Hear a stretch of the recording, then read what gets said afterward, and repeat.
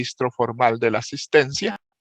Entonces voy a pedirles de que activen su cámara y la mantengan activa hasta que yo les indique para poder hacer el registro formal y el registro gráfico de la asistencia, ¿verdad?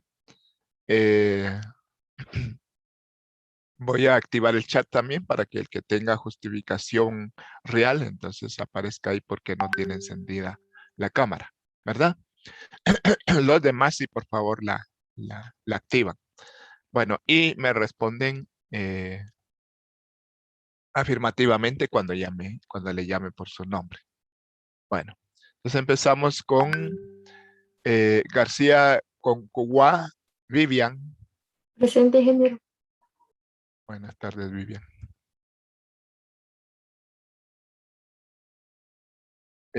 García Pérez, Dafne.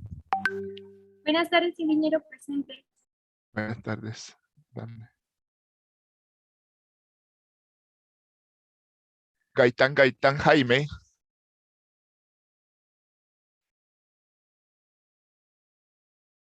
Jaime Gaitán. No puede encender la cámara ese porque anda en la ENCA, pero no tiene ni micrófono, Jaime. No pueden activar el micrófono en la ENCA.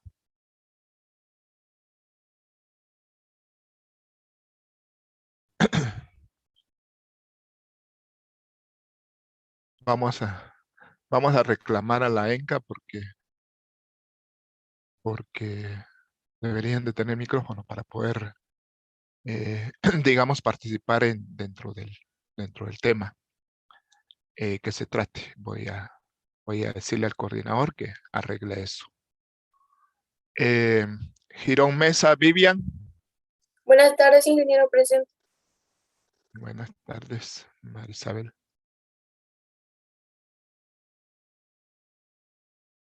Girón Recinos, María.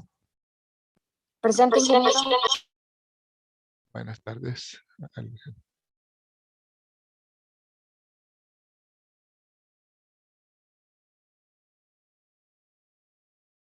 Bueno, Alejandra, entonces. Gómez Velasco Luis. Presente, ingeniero. Buenas tardes. Buenas tardes, Esaú. González Scott Jorge. Buenas tardes, ingeniero. Presente. Buenas tardes, Jorge. González Vázquez Fernando.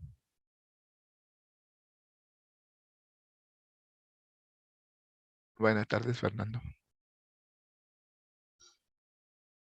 Guerrero Roldán Geraldi. Presente, ingeniero. Buenas tardes. Buenas tardes.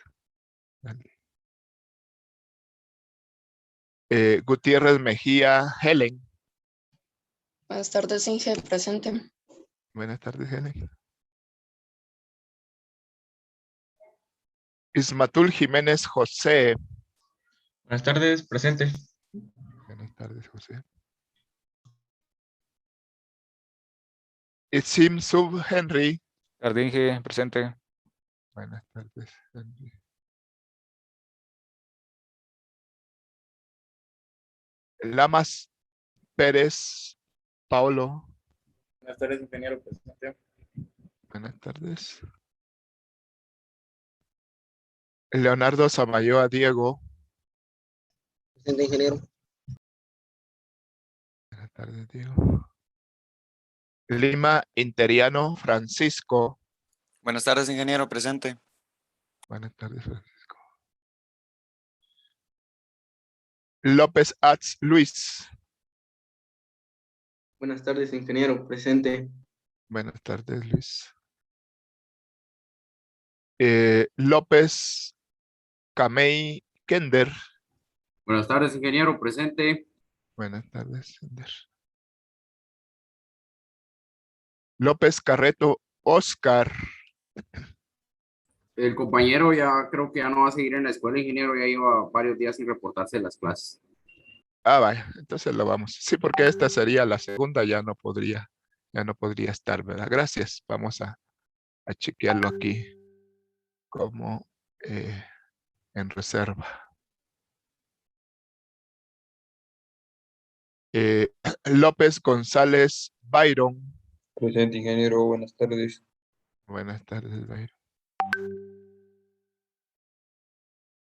Bueno, entonces estamos todos los que somos para el grupo y les decía de que voy a hacer ahorita una toma, no una toma, sino una captura para complementar el registro de la asistencia. Y entonces todavía mantengan su cámara activada. Aquí la tenemos.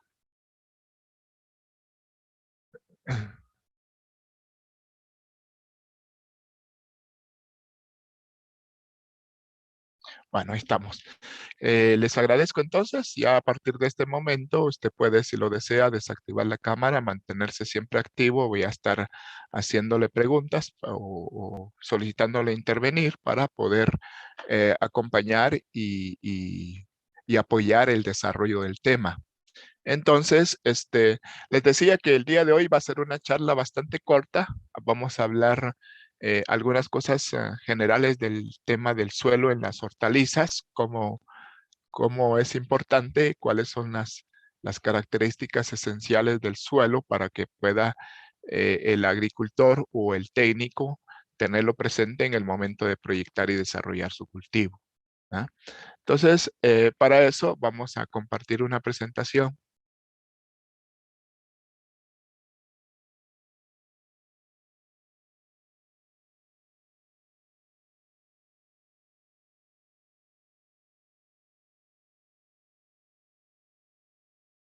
Voy a quitar temporalmente el video para que me dé espacio aquí de la pantalla. Y ahí estamos. Entonces, vamos a hablar un poquito del suelo y su fertilidad. No sé, porque ahorita no tengo, digamos, aquí la ubicación de la distribución de los cursos y la forma especial que se han dado la distribución de los cursos en estos ciclos. Entonces, no sé si ustedes ya llevaron el curso de edafología o si lo están llevando o si lo van a llevar. Pero de cualquier manera, esto que hablemos el día de hoy, pues es tema general del curso de suelo, del curso de edafología, pero aplicado al campo de las hortalizas. Entonces, por eso vamos a ver algunos conceptos quizá ya conocidos por ustedes. De manera de que les voy a pedir el apoyo para ir enriqueciendo con la experiencia y el conocimiento que ustedes ya tienen, el desarrollo de los temas generales que vamos tratando. Entonces, partimos del tema del suelo, que es el concepto básico sobre el cual vamos a estar nosotros, reflexionando el día de hoy, meditando el día de hoy. Entonces, voy a empezar ahora por los últimos. A veces empiezo por los primeros, pero hoy voy a empezar por los últimos según el listado que me aparece del reporte del Zoom. Entonces, Guerrero, Geraldi Guerrero, yo quiero que me dé un concepto conforme usted tiene el conocimiento de lo que es el suelo para el tema de la agricultura. Si yo le dijera, defíname qué es el suelo desde el punto de vista agrícola, ¿cómo lo conceptualizaría usted, Geraldi?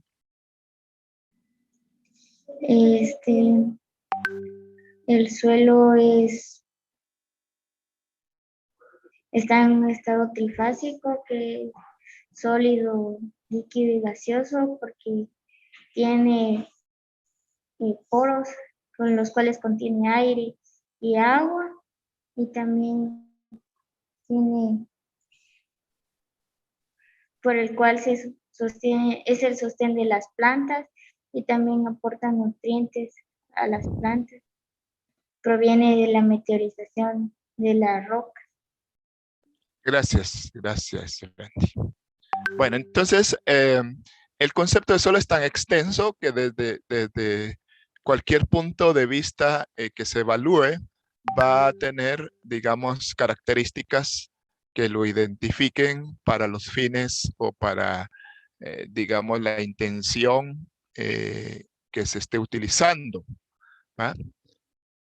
Nosotros podíamos decir que el suelo en términos generales es la capa superior de la tierra, donde se desarrollan las raíces de la planta y también funciona como un depósito de agua que va a estar disponible a las plantas y alimentos, o sea, elementos nutritivos que son absorbidos y utilizados por la planta para desarrollar y producir cosechas.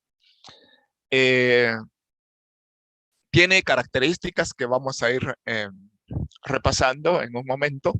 Tiene ciertas características, algunas características químicas y algunas características físicas. Algunas veces se considera que el suelo tiene el comportamiento de un ser vivo. No es que el suelo como tal sea un ser vivo, sino que se comporta, tiene una dinámica, tiene digamos, una serie de procesos dinámicos, activos, ¿sí? El suelo no es un material estático, totalmente inerte, sino que dentro de su composición hay material orgánico y hay material inorgánico, y hay seres vivos también que están siendo parte de la dinámica del suelo. Y esto pues va dando una evolución en el tema del desarrollo del suelo, y por lo tanto algunos ecólogos lo consideran como si fuera un ser vivo, ¿verdad?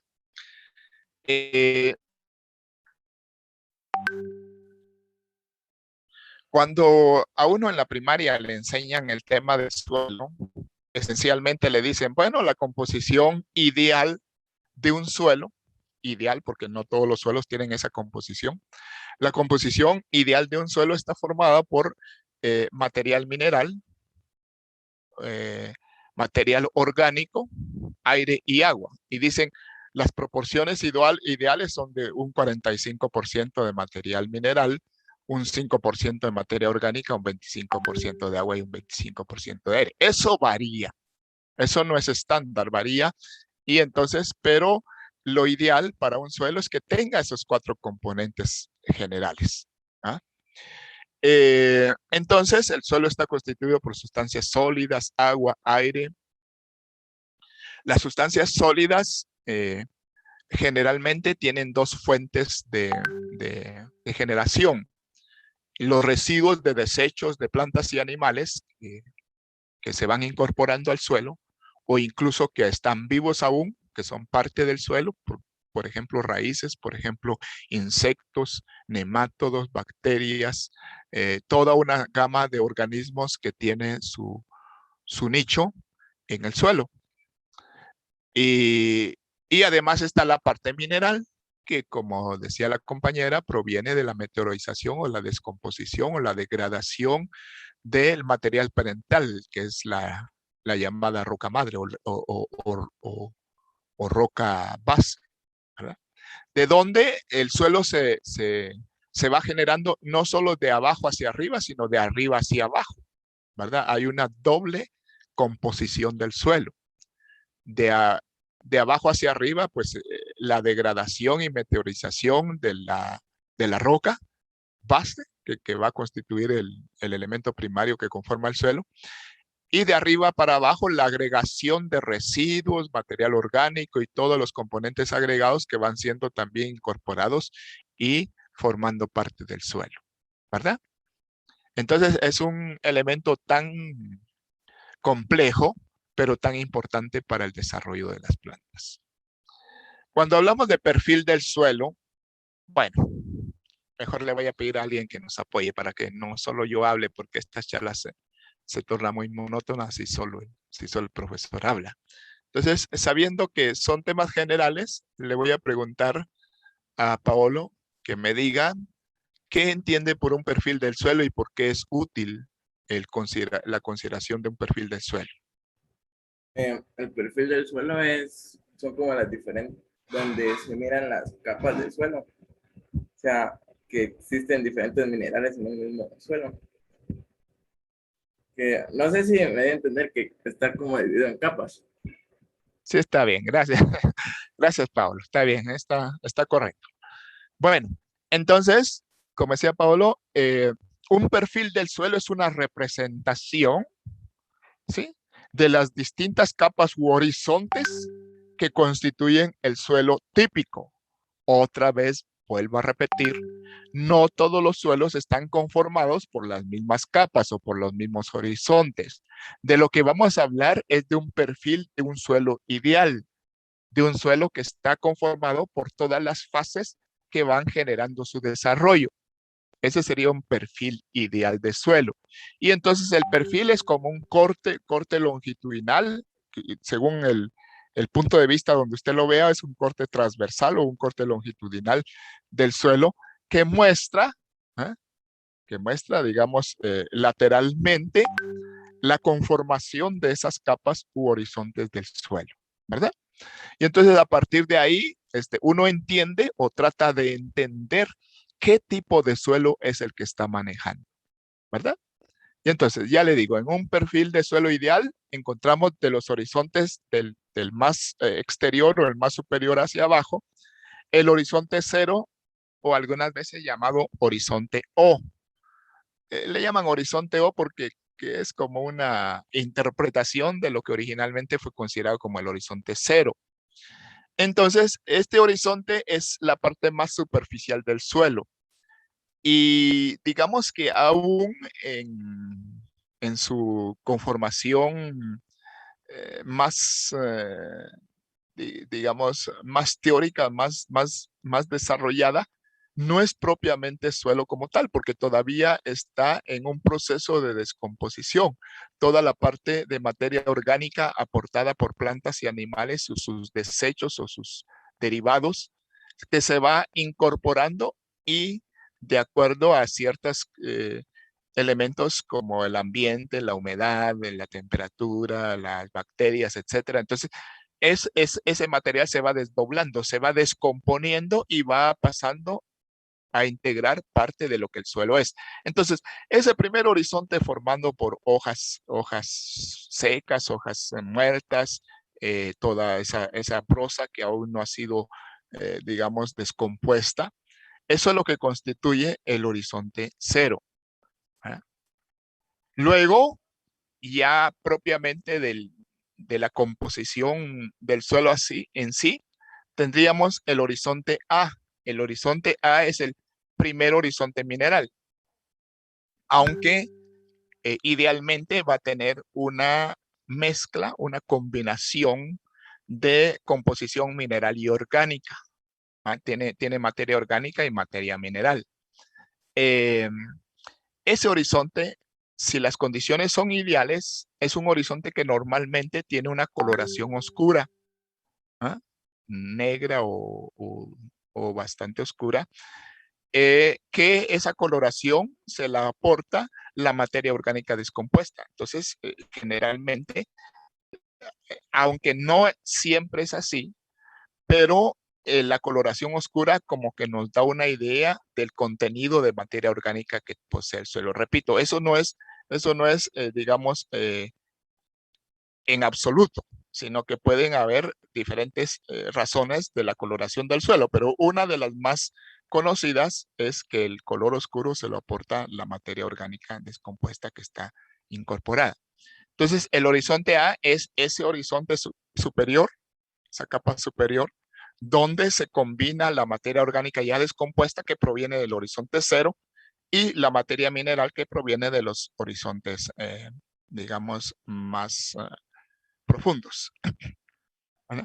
Además, el horizonte A es donde se desarrolla, podríamos decir, el 80% de las raíces de las plantas. Hablamos de plantas herbáceas, porque los árboles penetran mucho más, ¿verdad? Pero digamos que el 80% de la raíz está, en la mayoría de casos, colonizando el horizonte A. Por eso es que ahí se ven muchas raíces vivas o muertas, organismos como lombrices, insectos y animales muy pequeños y también microorganismos.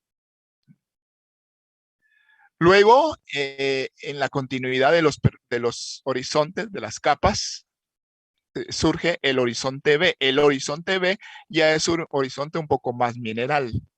Es la siguiente capa en términos de profundidad. Su coloración, dice, es relativamente más claro porque tiene menor cantidad de materia orgánica, ¿verdad? Entonces es un horizonte intermedio, ¿no? Ya es más mineral que orgánico, aunque sí tiene algunos componentes orgánicos en algunos casos. Es donde llega las raíces profundas de las plantas, digamos, el horizonte B. ¿Ya? Más o menos, dependiendo del tipo de suelo, porque las profundidades no son uniformes, más o menos el horizonte B está constituido de unos 30 a unos 50, unos 30 a unos 50 centímetros, o unos 30 a unos 40 centímetros dentro de la profundidad del suelo. ¿Ah? Y luego, entonces ya estaría el horizonte C, que podríamos decir que es el horizonte ya meteorizado más profundo. Ya ese está conformado por partículas un poquito más grandes. No hay todavía una disgregación, no hay todavía una meteorización completa, sino que son agregados un poquito más grandes. Les decía que esencialmente es la parte mineral que proviene de la roca madre o material parental, que es el que se está descomponiendo, ¿va? Para ir dando origen al suelo ya formado, ¿verdad? Normalmente el horizonte C adquiere un color marrón claro, ¿sí? Y repito, ahí acá la materia orgánica es nula y más bien son partículas grandes que empiezan a disgregarse a partir del material original de la corteza terrestre. Y por último tenemos el horizonte R o el horizonte D. Si se quiere llevar, digamos, una secuencia de letras del abecedario, pues sería el horizonte D. Algunas veces se le llama horizonte R porque es la roca propiamente dicha, ¿sí? Entonces dice, el horizonte R está debajo del horizonte C y es la roca de la cual se formó o se está formando el suelo superior, ¿verdad? Y entonces aquí tenemos una imagen que nos presenta una ilustración de un perfil ideal de suelo. Estamos hablando entonces de diferentes capas u horizontes que pueden variar en la profundidad. No hay un valor que diga el horizonte A va hasta los 20 centímetros o va hasta los 30 centímetros. Eso depende del suelo en sí. Pero regularmente el horizonte A tiene una coloración oscura y sobre él existe una capa de material en descomposición que es el horizonte cero. ¿Verdad? Luego tenemos el horizonte B, que son elementos minerales finos y alguna pequeña proporción de material orgánico que haya sido infiltrado hasta esa profundidad. Y luego, posteriormente, tenemos el horizonte C, que ahí está representado por grava más gruesa, por material más grueso, y entonces está en proceso de disgregación. Y por último, el horizonte D, que es la roca madre, como se le llama, ¿no? Y es la capa de origen de la parte mineral del suelo. Se le llama rizósfera a toda la zona de influencia de las raíces, o sea, hasta dónde llegan las raíces en el suelo, esa capa es la rizósfera. Y depende del tipo de plantas, puede estar constituida por el horizonte A o el horizonte A o B, o en algunos casos el horizonte A, B y C. ¿Ah? Bien. Ahora, siempre referido al tema del suelo, vamos a mencionar algunas características físicas del suelo. Voy a pedirle entonces a Marisabel Girón que nos mencione algunas propiedades físicas del suelo que usted recuerde que son importantes. La textura, también la estructura, la porosidad y el color. ¿Puede definirnos alguna de esas primeras que usted mencionó, cualquiera de ellas? ¿Qué es o qué representa o a qué se refiere? La textura, pues, podemos ver si es franco-arenosa, franco-arcillosa, dependiendo del tipo de suelo que se tenga. Y podemos observar las texturas que tengan. Gracias, Marisabel. Luis López, agrégueme algo de las propiedades del suelo, propiedades físicas, perdón, alguna que usted quiera, que usted quiera ahondar, que usted quiera comentar, alguna de las propiedades físicas del suelo. Solo lo que dijo la diferentes tipos de suelos. Puede repetir porque en algún momento se le interrumpió el audio, entonces no lo escuché muy bien, pero tiene tiempo y puede volver a decirlo. Sobre la coloración, mira que depende del suelo, tiene diferente tipo de coloración, diferente textura y también diferente tamaño de partícula. Gracias. Gracias, Luis. Bueno, entonces, solo, ¿por qué es importante que lo estemos hablando ahorita? Porque yo les digo, de ahí empieza realmente la productividad que se vaya a tener, de la consideración, del conocimiento de cómo está mi suelo, qué características tiene y cómo yo voy a adaptarlo para poder hacer una producción efectiva, eficiente. Por ejemplo, si yo sé que es un suelo muy arenoso, pues yo voy a tener ciertas consideraciones en cuanto al riego, cómo lo voy a diseñar, cada cuánto lo voy a hacer. Si yo sé que el suelo es muy arcilloso, pues por lo mismo voy a tener, digamos, el conocimiento de que retiene buena humedad, pero puede ser propenso al encharcamiento. Y así cada una de las propiedades físicas del suelo nos va diciendo características que es importante conocer para tenerlas presentes en el manejo. Entonces, no solo determinan la forma o la facilidad en la preparación del suelo, sino que también características como la retención de humedad, la circulación del aire, que es importante dentro del suelo, el desarrollo de las raíces, la disponibilidad de nutrientes, que ya esa es una característica química, pero tiene que ver mucho con las características físicas del suelo, ¿verdad? Entonces, hablemos de la estructura. Bueno, la diferencia entre textura y estructura es que la estructura se refiere a la forma como se van agregando las partículas primarias del suelo, se van agregando para formar cierto tipo de conglomerados. ¿Ah? Entonces, la estructura está, digamos, definiendo cómo las partículas se unen entre sí, forman agregados, le decía yo, forman agregados y dejan espacios en blanco o poros que puedan tener, digamos, una condición crítica en el momento de la evaluación del drenaje que tiene el suelo, por ejemplo, o de la capacidad de retención de aire o el intercambio gaseoso que también es necesario, ¿verdad? Entonces, bueno, cuando hablamos de estructura prismática, de estructura laminar, y de una serie de formas en que los agregados se van uniendo o se van conformando, ¿no? Entonces, eso va a provocar, repito, la disposición de los poros o espacios vacíos que son los que aprovechan el agua y el aire para poder mantenerse, ¿verdad?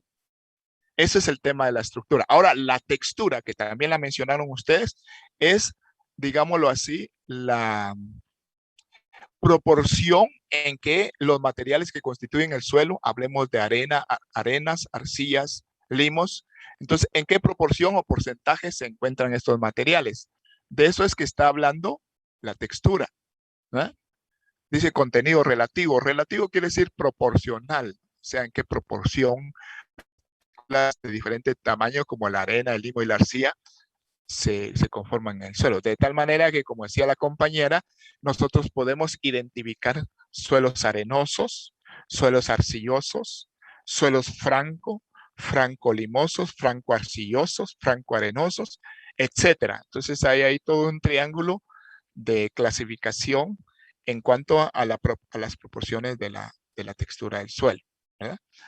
Y la textura también es importante, le decía, porque yo le decía, las arcillas, por ejemplo, que son material más fino, tienen la capacidad de retener humedad. También tienen la capacidad de facilitar el intercambio de nutrientes. Hay una capacidad de intercambio catiónico ahí que está en relación también con las arcillas. Y la textura también, la habilidad de poder retener o no retener el agua. Por ejemplo, mientras los suelos arcillosos son suelos cuyo drenaje está bien marcado, pero que retienen poca humedad. Al contrario, los arcillosos retienen bastante la humedad, pero pueden sufrir problemas de drenaje. Entonces, todo eso el agricultor o el técnico debe considerarlo al momento de hacer su planificación de producción. Bueno, entonces esa sería la siguiente propiedad física. Otra propiedad es la porosidad, que deriva mucho de las dos anteriores. La porosidad depende mucho de la textura y la estructura. Alguien la mencionaba también de ustedes.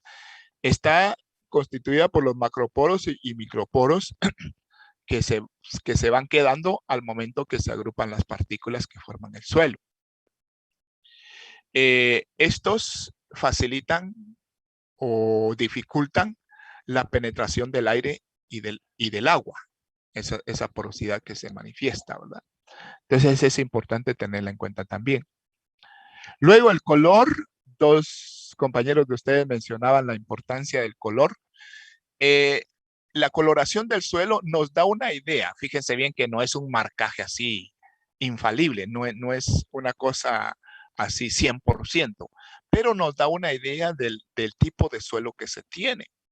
Por ejemplo, suelos de color rojizo, uno entiende de que hay bastante mineral de hierro en ese suelo. Suelos de color negro, ya les decía que puede ser un indicativo de que hay bastante materia orgánica. ¿Ah? Suelos, en fin, suelos de color blanco nos dan la indicación de que son suelos de proveniencia arenosa. Y así, hay toda una tabla de clasificación, creo que el ingeniero Chonay ya se las enseñó, no sé si ya llevaron clase con el ingeniero Chonay, una tabla de Munsen o una tabla de clasificación de colores de suelos, que a nosotros nos permite identificar de alguna manera el tipo de suelo que estamos tratando. Y en función de eso va el manejo, repito. ¿Ah? Entonces, el color es importante y hay tablas que nos permiten tener una clara, digamos, indicativo, un claro indicador de qué tipo de suelo es el que estamos manejando. Otra característica física que está muy relacionada con las primeras tres es la permeabilidad. La permeabilidad se refiere a la facilidad con que el agua y el aire se mueven dentro del suelo. Y eso tiene que ver, número uno, con la programación de los riegos y número dos, con el cuidado en el manejo del drenaje que pueda tener el suelo. Cuando ustedes lleven el curso de riegos, por ejemplo, ustedes van a ver que muy posiblemente van a evaluar la velocidad de infiltración del suelo. La velocidad de infiltración es con qué velocidad está chupando agua el suelo, digámoslo así. Y eso lo que determina es la permeabilidad que tiene ese suelo. Entonces, ustedes van a ver, digamos, el método del infiltrómetro de doble cilindro, que son dos cilindros concéntricos de metal que se siembran en el suelo y que nos permiten medir la velocidad con que va siendo absorbida el agua. Eso es importante, repito, tanto para la programación de riegos como para la evaluación de los drenajes del suelo. La profundidad efectiva es una característica también secundaria. Básicamente nos está diciendo que no todos los suelos tienen la misma profundidad, sino que hay que evaluar hasta dónde las raíces pueden desarrollarse, pueden adquirir nutrientes, pueden fijarse en el suelo, y a eso hablamos de la profundidad efectiva del suelo, ¿verdad? Bien, estas son algunas, no menciono todas, algunas de las características físicas del suelo. Bueno, y el drenaje, que tanto lo hemos mencionado, el drenaje también tiene que ver mucho con la permeabilidad, la porosidad y la estructura también, la textura y la estructura. Todo eso viene a caer en el tipo de drenaje que tiene el suelo. Hay suelos que son muy, digamos, con un drenaje muy activo, y suelos que tienen un drenaje poco activo. Entonces, en función de eso hay que evaluar, hacer algunas estructuras que permitan digamos, mejorar el drenaje, evitar el encharcamiento dependiendo de la humedad, la cantidad de lluvias que haya en una región y del tipo de suelo que se tenga, ¿verdad? Las hortalizas, la mayoría son muy propensas al encharcamiento, entonces hay que cuidar eso al momento de hacer la proyección de siembra. Hablamos de drenaje interno relativo a las características físicas propias del suelo y un drenaje externo que es el agregado, digamos, ya para facilitar, digamos, la salida del agua de todo el terreno, ¿verdad? Bien, eso es en cuanto a las características físicas del suelo. Ahora, en cuanto a las características químicas. Para eso, le voy a pedir a Kender que si usted se recuerda de alguna propiedad química del suelo que sea importante de tener en cuenta en el momento de proyectar la producción.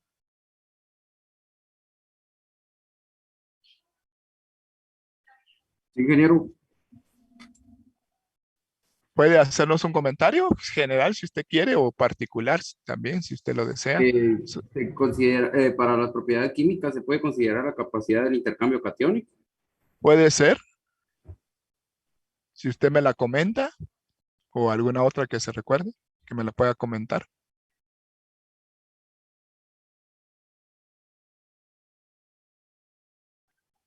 Ya que mencionamos ese tema, ¿alguien me dice qué son los cationes o qué son los aniones? ¿Alguien de ustedes? Sería la forma en que la planta absorbe los nutrientes en forma de cationes. Gracias. Ahora, ¿qué son los cationes y qué son los aniones? Esa era mi duda particular, ¿va? Si alguien me ayuda a resolverla. Un catión tiene carga positiva y un anión tiene carga negativa.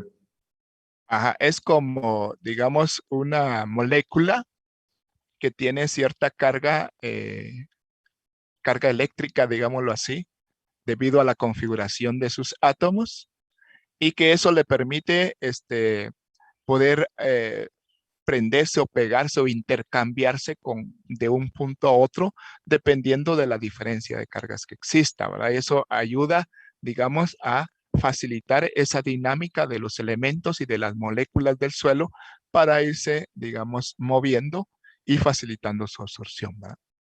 Bueno, otra propiedad química, alguien me menciona otra propiedad química aparte del SIC que me mencionó el compañero. pH del suelo. ¿Perdón? pH del suelo. pH del suelo, dijo alguien también dijo al mismo tiempo conductividad. La conductividad eléctrica. Un poco más, tema un poquito más avanzado, ¿verdad? La conductividad eléctrica. Hace referencia a la cantidad de sales que pueda tener el suelo, ¿verdad? La conductividad eléctrica. Ciertas moléculas, digamos, que faciliten dimensión del tiempo, entonces nos hizo el corte así de improviso. Pero ya estamos de vuelta en la segunda parte de la reunión y estábamos hablando entonces de las propiedades químicas del suelo y que alguien había mencionado la capacidad de intercambio catiónico, alguien había mencionado la conductividad eléctrica y no me recuerdo qué otra cosa habían mencionado, pero estamos en ese ámbito de las propiedades químicas del suelo, que tienen mucha relación con las propiedades físicas, pero ya ahí hablamos de algún intercambio de composición de la materia, ¿verdad? Bueno, entonces una propiedad muy importante y muy básica dentro de las propiedades químicas del suelo es el pH, o sea, el nivel de acidez que el suelo contenga. Ustedes ya saben, porque ya llevaron 2 químicas, creo yo, a qué se refiere el pH, y básicamente es un índice que nos dice la concentración de iones, de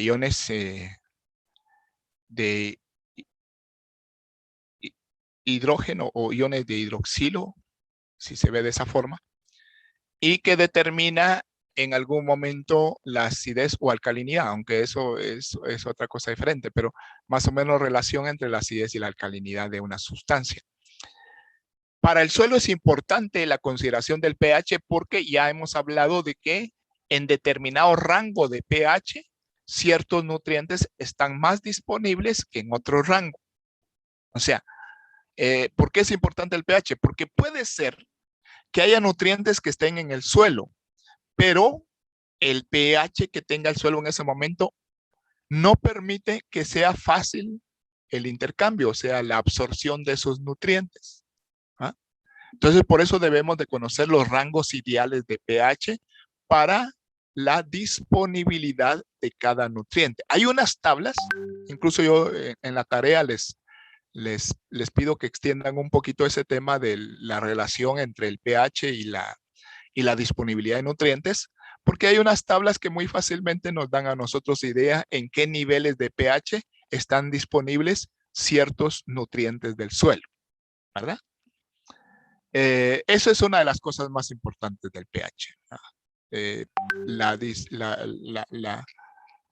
La oportunidad o la disponibilidad que los nutrientes tengan para ser absorbidos por la planta. La fertilidad como tal es una característica también química del suelo. No todos los suelos tienen la misma fertilidad. Digamos que hay algunos suelos que son más fértiles que otros.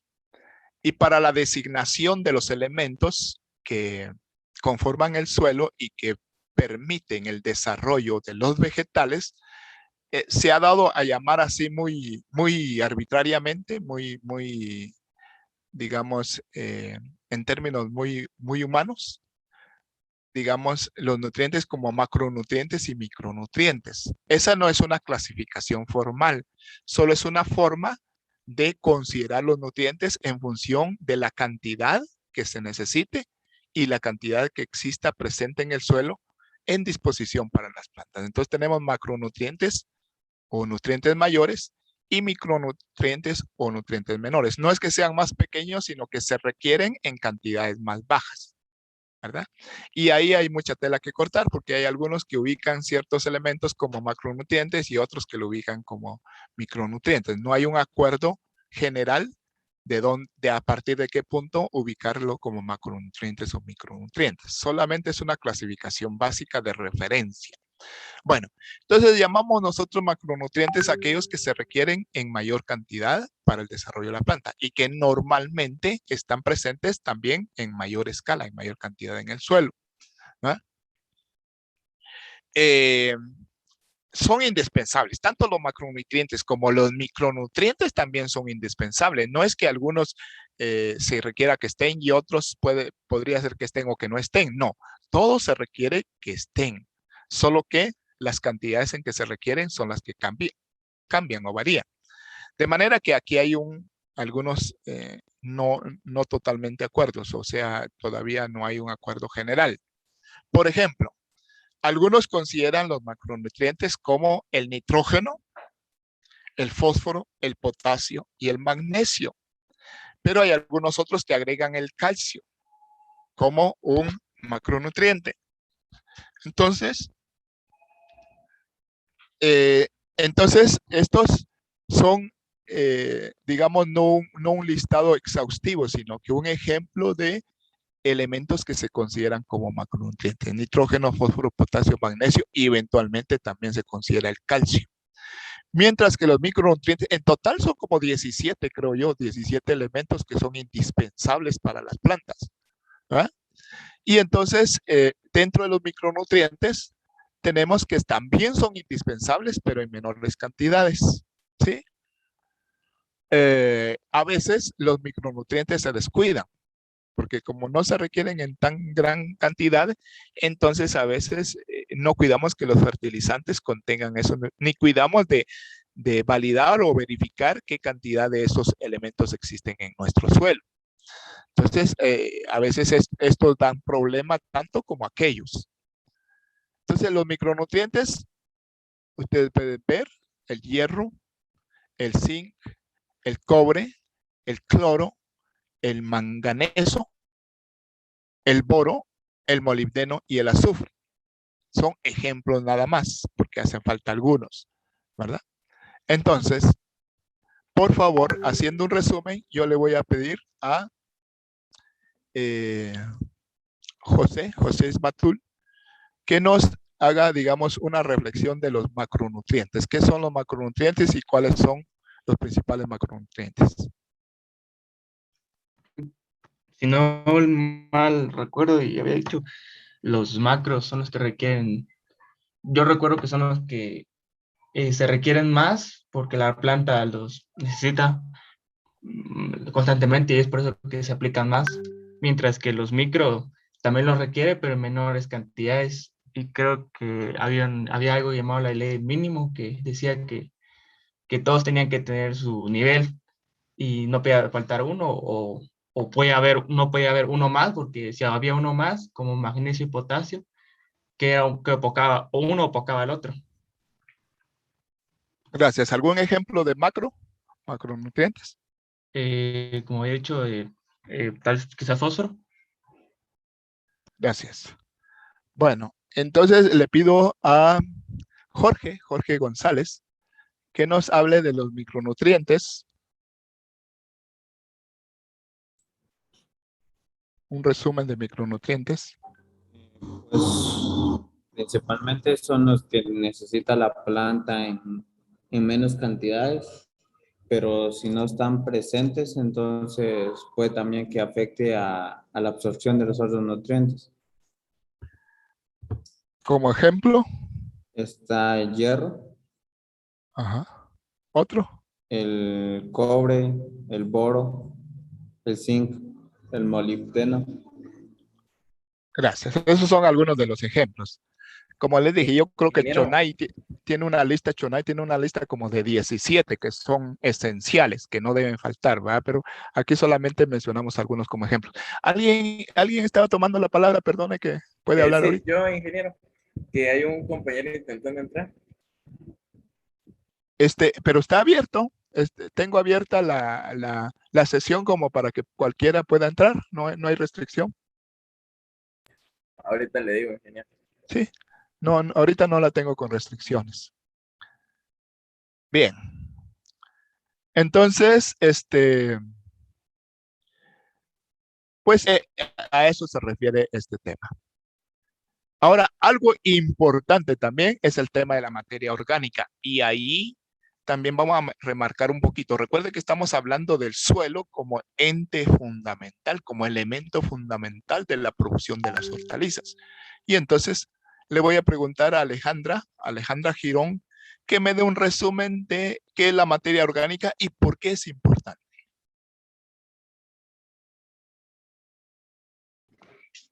Esta es la que está elaborada por compuestos orgánicos, que son los restos de los demás organismos. Por ejemplo, plantas y animales.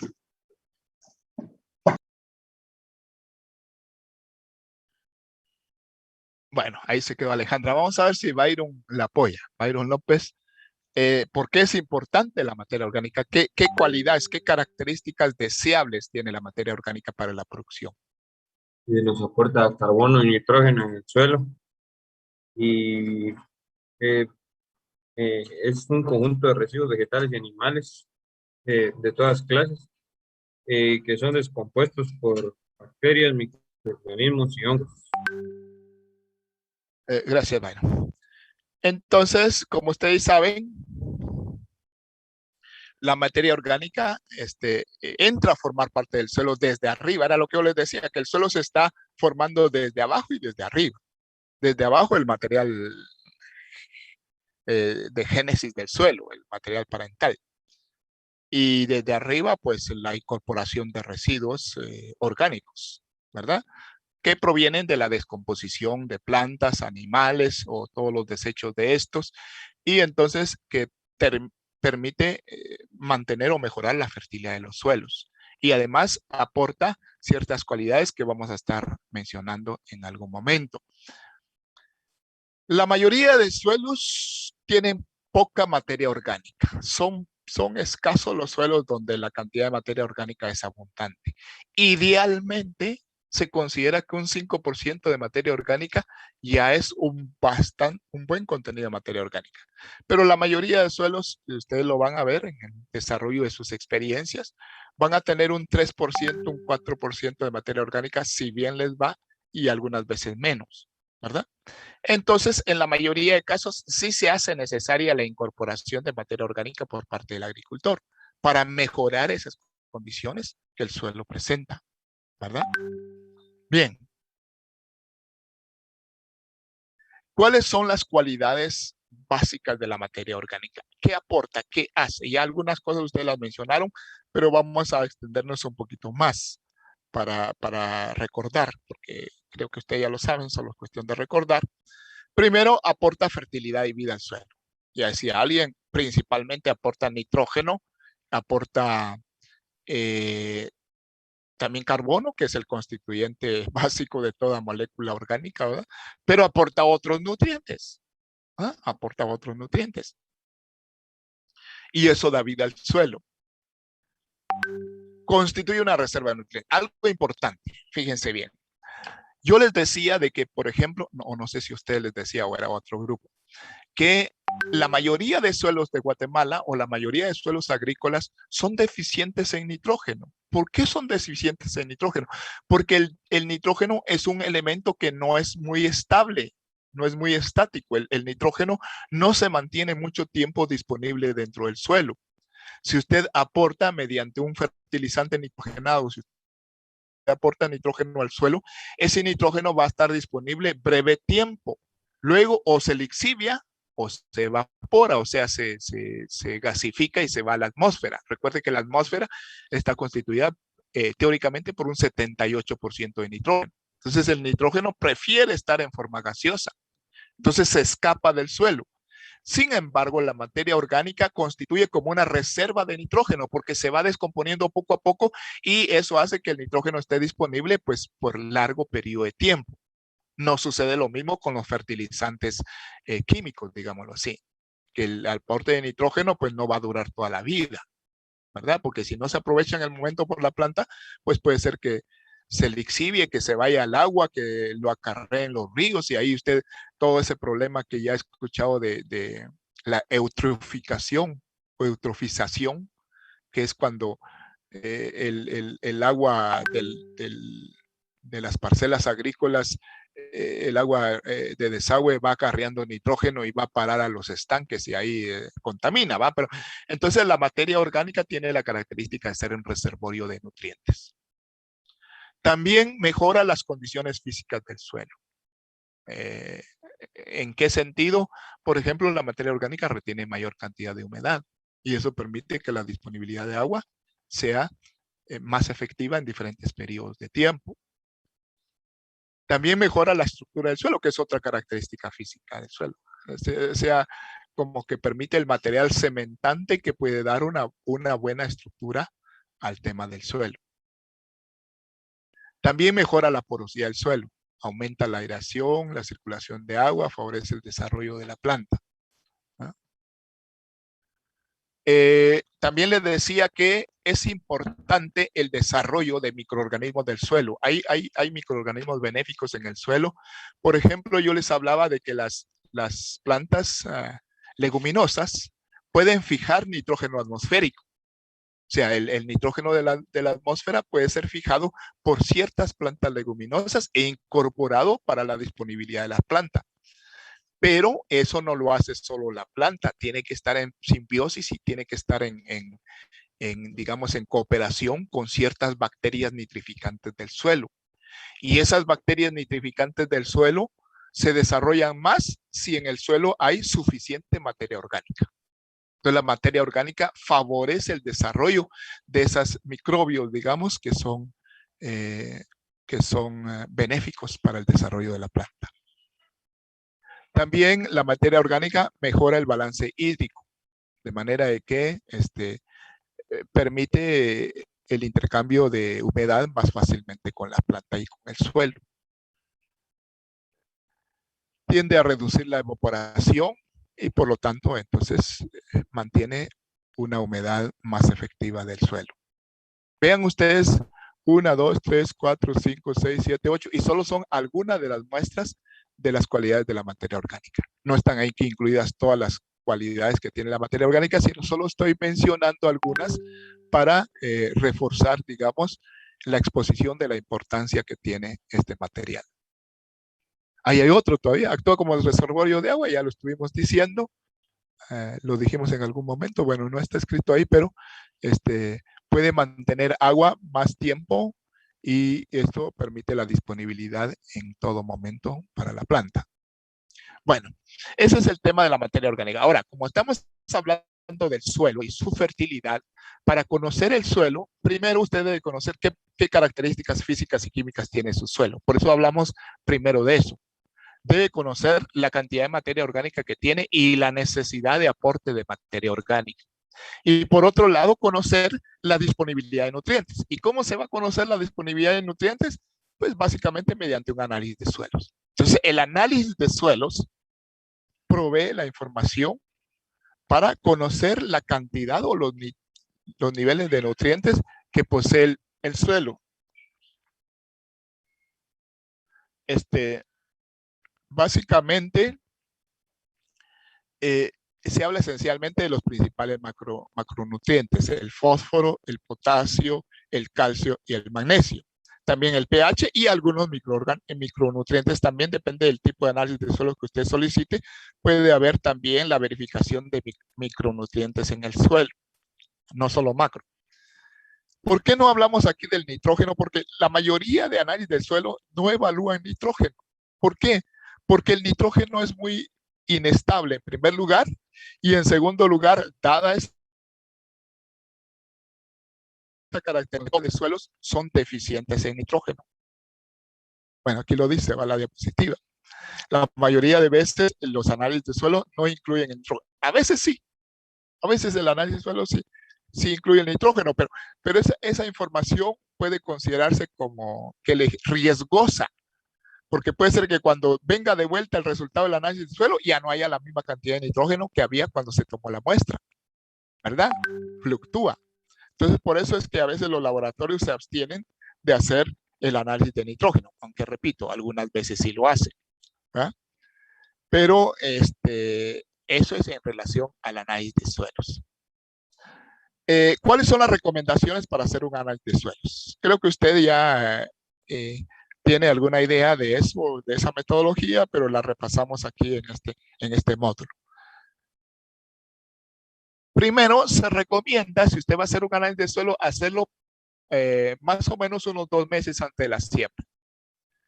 No menos tiempo, porque puede ser que entre lo que se va a la muestra, le hacen el análisis, le regresan los resultados, se lleva un tiempo. Entonces usted no tiene que estar muy apretado en cuanto a la proyección o la planificación de su cultivo, que ya tenga los insumos necesarios. Por ejemplo, si va a necesitar fertilizante, que tenga el fertilizante antes de la siembra. Y el fertilizante lo va a tener en función del resultado de su análisis de suelo. No se recomienda mucho tiempo antes, por ejemplo, 1 año antes, porque las condiciones cambian con el tiempo en un suelo. Por eso, más o menos, la recomendación técnica es unos 2 meses antes de la siembra. Se hace el análisis de suelo. ¿Cuántas muestras se toman? Depende. Depende de la uniformidad y la extensión del área. Si un suelo es uniforme, pues entonces basta con una sola muestra. Pero si un suelo tiene características diferentes de un punto a otro, entonces ahí ya se tienen que hacer varias muestras. Normalmente, en terrenos uniformes, se recomienda una muestra de suelo cada 5 a 10 hectáreas, dependiendo de la intensidad de manejo. Si es manejo intensivo, entonces ya se reduce un poquito el área para cada muestra. ¿Sí? Entonces, en términos generales, una muestra cada 5 a 10 hectáreas. Pero si los terrenos son irregulares, o sea, si hay cambio de un punto a otro, entonces se recomienda una muestra para cada tipo de terreno. Por ejemplo, si una parte del terreno está en un área inclinada y otra parte está en un terreno plano, entonces usted va a tomar una muestra para el área inclinada, una muestra para el terreno plano. Si una parte usted mira que es algo arenosa y otra parte usted la mira que es algo arcillosa, entonces es mejor que tome una muestra para la parte arenosa y una muestra para la parte arcillosa. Así, el criterio del técnico es fundamental. Si el manejo es intensivo, les decía, entonces se reduce el área por cada muestra a tomar. Normalmente se recomienda una muestra cada 5 a 10 hectáreas, pero si es un manejo intensivo, entonces se reduce a una muestra por cada 3 hectáreas más o menos, ¿verdad? Se recomienda no muestrear áreas que vayan a mentir o que vayan a dar valores erróneos en el resultado. Por ejemplo, terrenos que sean recientemente fertilizados, no hay que muestrarlos porque ahí el fertilizante todavía está, digamos, indirectamente marcando una variación en la cantidad real de nutrientes que definitivamente tiene el suelo. O áreas donde esté la bonera, ahí tampoco se recomienda porque es un área donde está bajo la influencia de una condición que no es igual para todo el terreno. O áreas que han sido inundadas. Entonces, debe de evitarse estas áreas que no son representativas al momento de tomar la muestra. Se recomienda usar herramientas limpias, una pala recta es lo que normalmente se usa. En otra metodología se usa un barreno para tomar la muestra de otra manera. Asadón, machete, cubetas, bolsas para colocar las muestras, metro, lápiz y libreta. Entonces, una muestra no es solo un lugar que usted va a muestrear, sino que una muestra normalmente está conformada de 10 a 15 muestras. O sea, usted va a tomar 15 muestras o 10 muestras y de esas las va a juntar, las va a homogenizar y va a obtener una sola muestra. Entonces, ¿cuál es la metodología? Normalmente en el terreno donde usted va a hacer el muestreo, se recomienda ir distribuyendo las submuestras en zigzag o al azar. En zigzag quiere decir cambiando continuamente la dirección para no agarrar una sola franja, ir caminando en diagonal y luego cambiando la dirección de la diagonal para ir teniendo cuidado de tomar de todas las áreas una muestra. Al azar significa que usted más o menos aleatoriamente o a la suerte distribuye la ubicación de las submuestras. Entonces, para cada punto donde usted va a tomar una submuestra, se limpia el terreno, se elimina la brosa, se elimina el horizonte cero, digámoslo así, y ya entonces se realiza un agujero en B de unos 20 centímetros de profundidad, y luego se toma con la pala una muestra, una pala plana preferentemente, y entonces se elimina la parte de las orillas y se conserva la parte del centro de la muestra, más o menos unas 2 libras por cada submuestra, ¿verdad? Y eso usted lo pone dentro de un recipiente y posteriormente lo lleva a un lugar donde homogeniza, o sea, revuelve y ya homogeniza todas las submuestras y de ahí va a obtener la muestra definitiva, que es más o menos 1 kilogramo y medio, que va a colocar en una bolsa limpia, la rotula y la envía cuanto antes al laboratorio. Entonces, una vez haya sido recogida las submuestras, repito, en esa distribución se homogenizan, se colocan en bolsas, se rotulan, se llena el formulario. La mayoría de veces el laboratorio donde usted va a hacer su análisis de suelo le provee la información en un formulario que ellos requieren para tener datos de la muestra. Y entonces usted lo llena y lo envía al laboratorio. Y esa sería la parte que usted tiene que desarrollar en el muestreo de suelos. ¿Alguna pregunta sobre el muestreo de suelos? Bueno, finalmente, jóvenes, ya no les pregunté a ustedes, pero es una charla muy básica, ¿verdad? Muy fácil, muy sencilla, pero importante. Entonces, al final, observamos algunos síntomas de deficiencia de ciertos nutrientes. No es que necesariamente vaya a ser así, sino que es un indicador que le enciende a usted una alarma. No necesariamente siempre va a ser, digamos, debido a una sola causa. Algún síntoma que usted observe en la planta no va a ser siempre debido a una sola causa, sino más bien la experiencia y el conocimiento del terreno es el que nos va dando luces para saber de qué se trata. La deficiencia de magnesio, por ejemplo. se observa de esta forma, como que fuera un ataque de virus, pero en este caso es deficiencia de magnesio. Recuerden que el magnesio forma parte constituyente de la molécula de clorofila.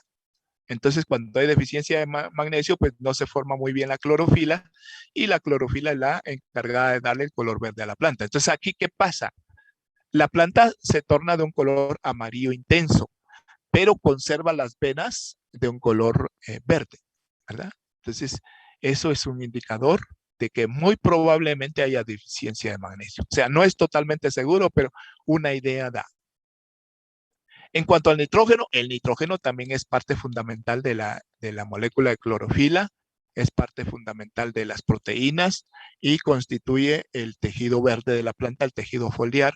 Y por lo tanto, cuando se observa una deficiencia de nitrógeno, entonces se observa una coloración amarilla generalizada. Usted ve que el magnesio es amarillo, pero va dejando las venas verdes. En cambio, aquí el amarillo es generalizado, el amarillentamiento de las hojas, y entonces eso se da en grandes proporciones, ¿verdad? Es casi seguro que hay deficiencia de nitrógeno. La deficiencia de fósforo se va observando por, digamos, manchas, no cloróticas, sino que manchas de un color pardo o rojizo, generalmente en las orillas de las hojas que van avanzando, y que además, si hay floración, pues sería escasa formación de fruto en el tema de la deficiencia de fósforo, ¿verdad? Entonces son síntomas muy, muy simples, ¿no? Y por último, la deficiencia de potasio, que generalmente también se observan como hojas secas, no hay un buen desarrollo de la planta no crece. El potasio es parte constituyente de las raíces y de los tallos también. Entonces, se da una deficiencia en ese crecimiento, ¿verdad? Y un amarillamiento, pero es un amarillamiento como necrótico dentro de las hojas, ¿verdad? Y entonces eso usted lo va a confirmar, repito, haciendo un análisis de suelos. Este es un indicativo primario. Ya el indicativo final ya usted lo confirma con el análisis de suelos que tenga que realizar.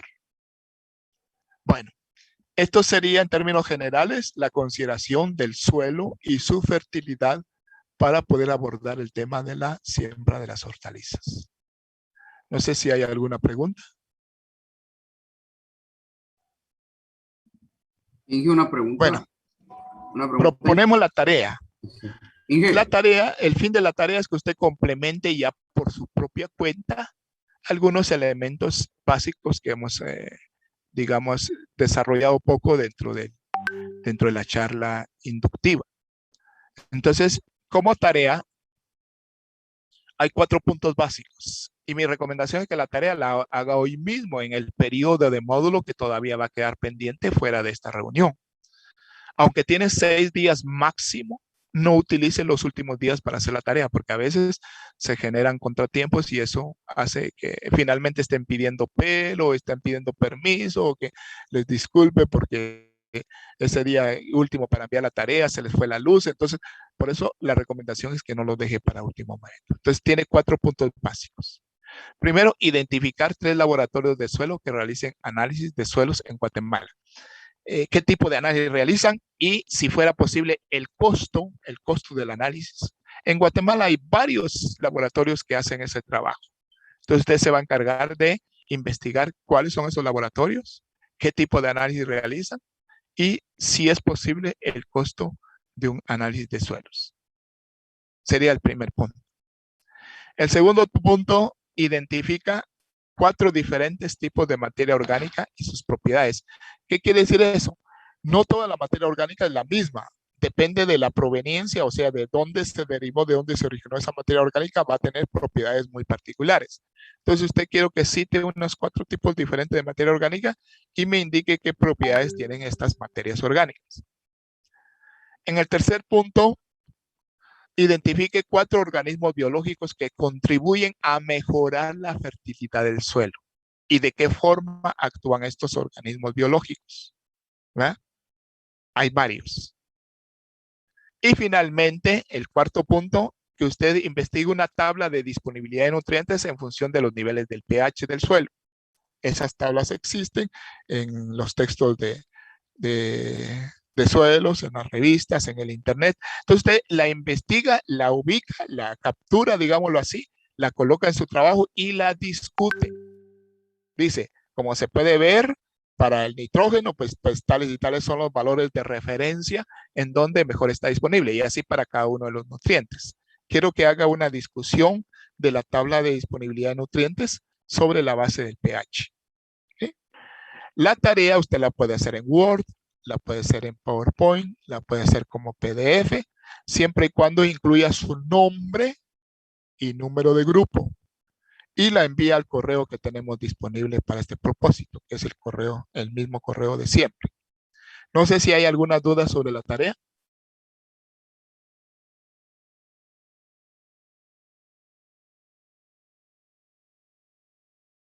Bueno, cualquier otra duda, jóvenes, por favor, recurren la forma más inmediata es el grupo de WhatsApp, siempre y cuando, por favor, identifiquen su nombre cuando estén haciendo un planteamiento o estén presentando alguna duda.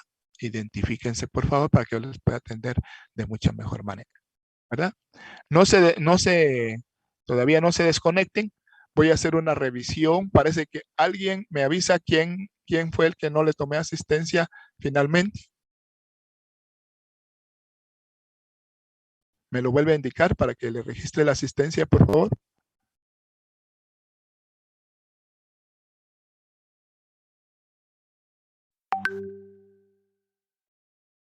¿No hay nadie que no le haya registrado la asistencia al inicio?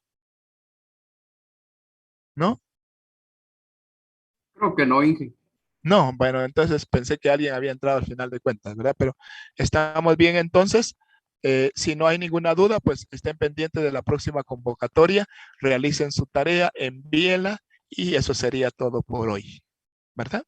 Entonces les deseo que pasen feliz tarde y estamos a la orden para cualquier duda que pueda surgir. Ingeniero, igualmente. Feliz tarde. Gracias, ingeniero. Feliz tarde. Bueno, feliz tarde para todos.